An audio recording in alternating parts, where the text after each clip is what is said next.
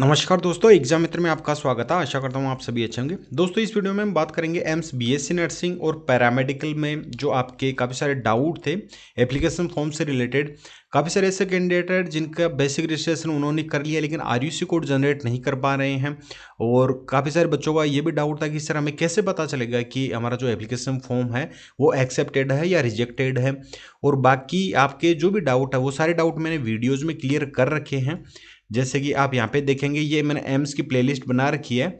इस प्लेलिस्ट में आपके सारे, जैसे कि एग्जामिनेशन सेंटर कहाँ पे हैं, सीट मैट्रिक्स जो अभी आपका एक लेटेस्ट नोटिफिकेशन जारी है हुआ था, तो उसमें एम्स पैरामेडिकल के लिए आपकी और बीएससी नर्सिंग के लिए सीट मैट्रिक्स, आरयूसी कोड किस तरीके से जनरेट करना, स्टेप बाय स्टेप चीज़ें समझा रखी है।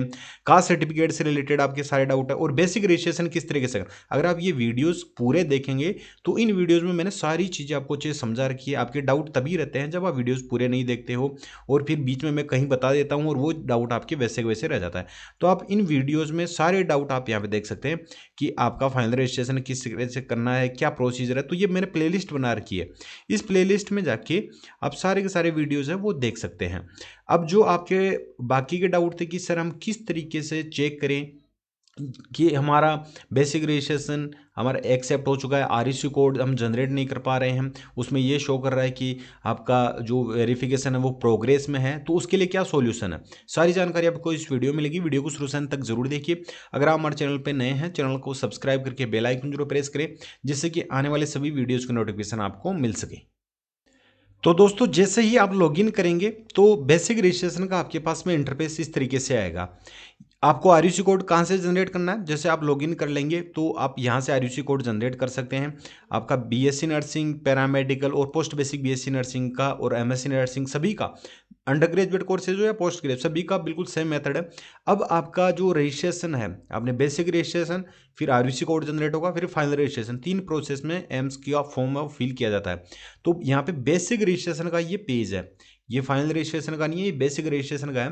तो जिन कैंडिडेट ने बेसिक रजिस्ट्रेशन बिल्कुल कर लिया है और उनके एक्सेप्ट या रिजेक्टेड का कुछ भी शो नहीं हो रहा, अगर आपने कोई भी इंफॉर्मेशन गलत फिल की है, जैसे कि आपके थंब इम्प्रेशन हुआ या आपका सिग्नेचर हुआ या आपकी फ़ोटो हुई, तो इन्हीं 3 जो बेसिक आपके जो रिजेक्ट होने के यही रीज़न होते हैं। तो अगर आपने ये ब्लर या आपने जो इनके गाइडलाइंस उनके अकॉर्डिंग अपलोड नहीं किया तो आपका फिर रिजेक्ट हो सकता है।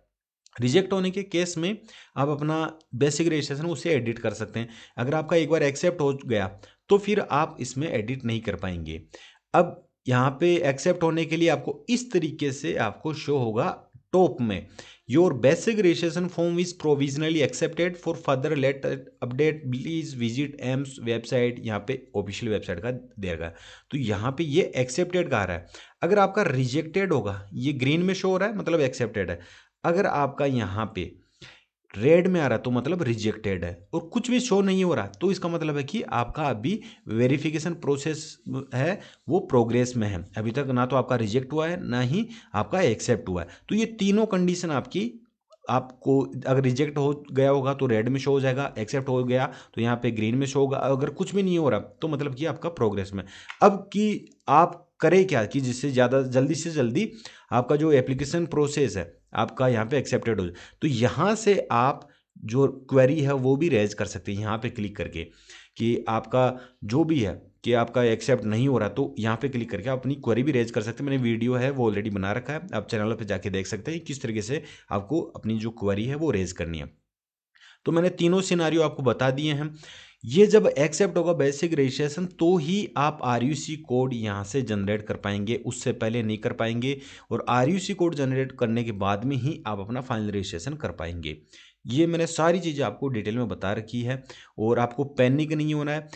आपको इमेज किस तरीके से लेनी है, इमेज का साइज़ क्या होना चाहिए, ये सारी चीज़ें मैंने ऑलरेडी आपको बता रखी है कि इमेज का साइज़ क्या होना चाहिए, इमेज किस तरीके से आपको अपलोड करनी है, किस तरीके से एडिट करनी है, थंब इम्प्रेशन, सिग्नेचर, वो वीडियो आप जाके देख लीजिए। स्टेप बाय स्टेप चीज़ें आपको अच्छे से 15 से 20 मिनट का वीडियो है, अगर आप वो देखेंगे तो सारी चीज़ें आपके अच्छे से समझ में आ जाएगी।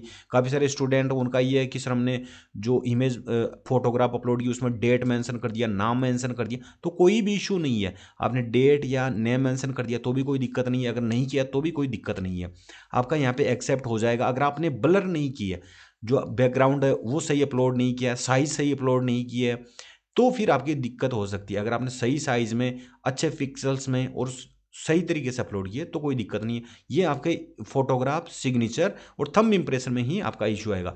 अब लेफ्ट और राइट थंब इंप्रेशन में है कि सर हमने राइट थंब इंप्रेशन कर दिया, तो वो तो फिर आपके दिक्कत करेगा। अभी जैसे आपने बेसिक रजिस्ट्रेशन कर लिया, एग्जाम देने जाएंगे, जब आपका सिलेक्शन हो जाएगा तो फिर वेरिफिकेशन प्रोसेस होगी, तो उसमें आपका दिक्कत कर सकता है। तो आप, अगर आपने बेसिक रजिस्ट्रेशन कर लिया, फाइनल रजिस्ट्रेशन अभी तक नहीं किया, एप्लीकेशन फीस पे नहीं की है, तो मेरा यही कहना है कि आप दूसरी डिटेल के साथ में, जैसे कि आपकी कोई भी वोटर आईडी कार्ड हो या आधार कार्ड, उसके साथ में अपने मोबाइल नंबर दूसरे लें, अपनी ईमेल आईडी दूसरी लें, उसके साथ बेसिक रजिस्ट्रेशन फिर से कर लें। अदरवाइज जब आपका वेरिफिकेशन प्रोसेस होगी काउंसलिंग में, उस टाइम पे आपके थंब इंप्रेशन वो आपके मैच किए जाएंगे। अगर मैच नहीं होंगे तो फिर आपको वहाँ पे रिजेक्शन भी हो सकता है। तो बेसिक रजिस्ट्रेशन से रिलेटेड मैंने सारे डाउट ऑलरेडी आपके क्लियर करके, इसमें भी आपके क्लियर कर दिए हैं। आई होप वीडियो आपके लिए यूजफुल रहा होगा। और कोई भी डाउट हो मुझे कमेंट बॉक्स में पूछ सकते हैं, इंस्टाग्राम फॉलो करके वहाँ से भी जानकारी ले सकते हैं। इंस्टाग्राम का लिंक आपको ऑलरेडी डिस्क्रिप्शन बॉक्स में प्रोवाइड करवा रखा है। अब दोस्तों प्रिपरेशन के लिए, अगर आप, मैं जो बता रहा हूँ, अगर उनको अच्छे से फॉलो करेंगे तो डेफिनेटली आप अपने लिए सिलेक्शन सुनिश्चित कर लेंगे। बाकी आपकी इच्छा है कि आप किस तरीके से अपनी प्रिपरेशन करते हैं। मैं अपना जो पिछला 5 से 6 साल का अनुभव, उसी के आधार पे आपको गाइड करता हूँ, एडवाइस देता हूँ, सजेशन देता हूँ। बाकी आप उसको कितना ऑब्जर्व करते हैं, उसको कितना इंटेक करते हैं, वो आप पे डिपेंड करता है। तो सबसे जो मोस्ट इंपॉर्टेंट है वो ये है कि आप एक तो भेड़ चाल ना चले, भीड़ में गुम ना हो, आप अपना रास्ता है वो अलग बनाए, क्योंकि इस कंपटीशन के दौर में आप तभी अपने लिए जगह बना पाएंगे अगर आप स्मार्टनेस से स्टडी करेंगे।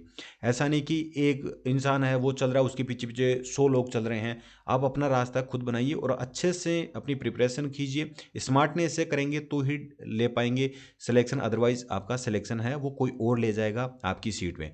तो उसके लिए आपको सबसे ज़्यादा जरूरी है वो है क्वेश्चन प्रैक्टिस पे फोकस करना और प्रीवियस ईयर क्वेश्चन पेपर।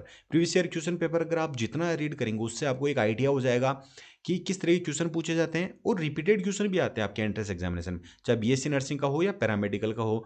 तो वो आपके लिए सबसे मोस्ट इंपॉर्टेंट और सबसे ज़्यादा है क्वेश्चन प्रैक्टिस। जितना करेंगे उतना आप में निखार आएगा। वो चैप्टर वाइज कीजिए, ऐसा नहीं कि आपको मोस्ट इंपॉर्टेंट बता दिए वही आपको करना है। सारे चैप्टर वाइज आपको करना है, इजी, मीडियम, डिफिकल्ट, तीनों लेवल के।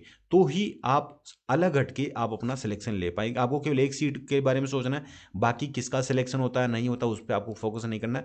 तो क्वेश्चन प्रैक्टिस के लिए दोस्तों मैंने डिस्क्रिप्शन बॉक्स में आपको ऑब्जेक्टिव बुक अवेलेबल करवा रखी है, ये आप यहाँ पे देख सकते हैं। ये इंग्लिश मीडियम कैंडिडेट के लिए 3 in 1 ई बुक है, सबसे मोस्ट इंपॉर्टेंट है। तीनों सब्जेक्ट हैं, दोनों क्लासेज, पूरा सिलेबस इसमें कवर है। ये इंग्लिश मीडियम के लिए और ये हिंदी मीडियम कैंडिडेट के लिए है। तो यहाँ से अवेल कर सकते हैं, लिंक पे क्लिक करेंगे तो यहाँ से आप अपने लिए अवेल कर सकते हैं। अब प्रीवियस ईयर क्वेश्चन पेपर की अगर बात करें, आप थोड़ा सा स्क्रॉल करेंगे तो यहाँ पे आपको जो प्रीवियस ईयर क्वेश्चन पेपर है वो भी आपको अवेलेबल करवा रखे हैं। जैसे ही आप थोड़ा स्क्रॉल करेंगे तो यहाँ पे आपको नीचे की तरफ, यहाँ पे आप देख सकते हैं, ये हिंदी मीडियम जो कैंडिडेट है उनके लिए है। यहाँ पे ये इंग्लिश वाले कैंडिडेट के लिए है। ये एम्स पैरामेडिकल का पोर्शन है, इसमें हिंदी और इंग्लिश दोनों मीडियम कैंडिडेट के लिए है। और ये वाला आपका एम्स नर्सिंग के लिए है, इसमें भी आप देख सकते हैं ये हिंदी मीडियम कैंडिडेट के लिए और ये इंग्लिश मीडियम कैंडिडेट के लिए ये वाला। तो यहाँ से आप अवेल कर सकते हैं। जीके की बुक भी अवेलेबल करवा रखी है। तो सारा स्टडी मटेरियल, आपके जो एग्जाम प्रोस्पेक्टिव से इंपॉर्टेंट चीज़ें हैं वो सारी की सारी अवेलेबल करवा रखी है। और पिछले साल की अगर मैं सच्चाई बताऊं तो जिन कैंडिडेट ने जो मैंने गाइड किया था, सजेशन दी थी, अगर उसको अच्छे से फॉलो किया था, वो ऑलरेडी सारे के सारे स्टूडेंट, एक भी ऐसा नहीं है जिसका सिलेक्शन नहीं हुआ, वो ऑलरेडी एम्स में अपना एडमिशन वो ले चुके हैं और पैरामेडिकल और बीएससी नर्सिंग के विभिन्न कोर्सेज में अपनी जो प्रिपरेशन है उसके माध्यम से अपना कोर्स है वो कंप्लीट कर रहे हैं। तो आप इसे अवेल कर सकते हैं। अवेल करने की प्रोसेस सभी की सेम है। फॉर एग्जांपल, जैसे कि आपको ये पैरामेडिकल का है, जीव विज्ञान का, बायोलॉजी का, ये आपको अवेल करना, तो इस पर आपको सिंपली क्लिक कर देना है। जैसे ही क्लिक करेंगे तो आपके सामने इस तरीके से एक इंटरफेस ओपन हो जाएगा।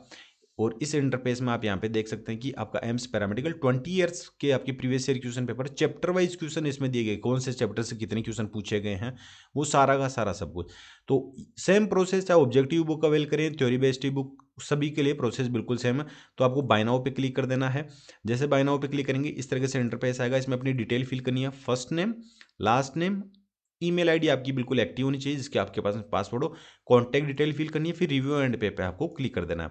जैसे ही रिव्यू एंड पे आप क्लिक करेंगे अपनी डिटेल फिल करने के बाद में, तो इस तरीके से इंटरफेस आएगा आपके सामने आपको रिव्यू करने के लिए कि आपने एक क्वांटिटी यहाँ पे फिल की है और यहाँ पे आप एक बार देख सकते हैं कि आपने 20 ईयर्स बायोलॉजी के ही all previous year question paper हैं वो ही अवेल किए हैं। फिर आपको मेक पेमेंट पे क्लिक कर देना है। जैसे ही मेक पेमेंट पे आप क्लिक करेंगे इस तरीके से जो आपका जो ऑर्डर है वो प्रोसेस में चला जाएगा। फिर आपके सामने जो सारे के सारे पेमेंट मेथड है यहाँ पे इस तरीके से सारे के सारे पेमेंट मेथड है वो ओपन हो जाएंगी। जैसे कि आप फ़ोन पे या पेटीएम गूगल पे से आप पे करना चाहते हैं तो इसको सिलेक्ट कर सकते हैं। क्रेडिट कार्ड से पे करना चाहते क्रेडिट कार्ड को, डेबिट कार्ड वाले डेबिट कार्ड, जो एटीएम कार्ड होता है उससे ये वाला सेलेक्ट कर सकते हैं। नेट बैंकिंग से कर सकते हैं और वॉलेट से आप पे कर सकते हैं। जो भी मेथड हो उससे आप पे कर सकते हैं। जैसे ही आप अपना पेमेंट कंफर्म करेंगे आपको आपके जो प्रीवियस ईयर क्वेश्चन पेपर है उसकी फाइल डाउनलोड करने का ऑप्शन प्राप्त हो जाएगा। वहाँ से आप कर सकते हैं। अगर वहाँ से नहीं कर पाते हैं तो जो ईमेल आईडी आपने फिल की थी उस ईमेल आईडी पे भी आपको एक मेल सेंड किया जाता है जिसमें आपको आपकी ई बुक हो या प्रीवियस ईयर क्वेश्चन पेपर की फाइल हो वो डाउनलोड करने का ऑप्शन प्राप्त होता है। कोई भी डाउट हो कोई भी इशू मुझे कमेंट बॉक्स में पूछ सकते हैं या इंस्टाग्राम फॉलो करके वहाँ से भी जानकारी ले सकते हैं। इंस्टाग्राम का लिंक आपको ऑलरेडी डिस्क्रिप्शन बॉक्स में प्रोवाइड करवा रखा है। तो दोस्तों फिलहाल के लिए इतना ही था। बाकी एम से रिलेटेड सारी इन्फॉर्मेशन मैं समय में प्रोवाइड करवाता रहूँगा। तो चैनल को सब्सक्राइब जरूर कर लेना और बेल आइकन जरूर प्रेस कर लेना। मिलते हैं नेक्स्ट वीडियो में। धन्यवाद। जय हिंद जय भारत।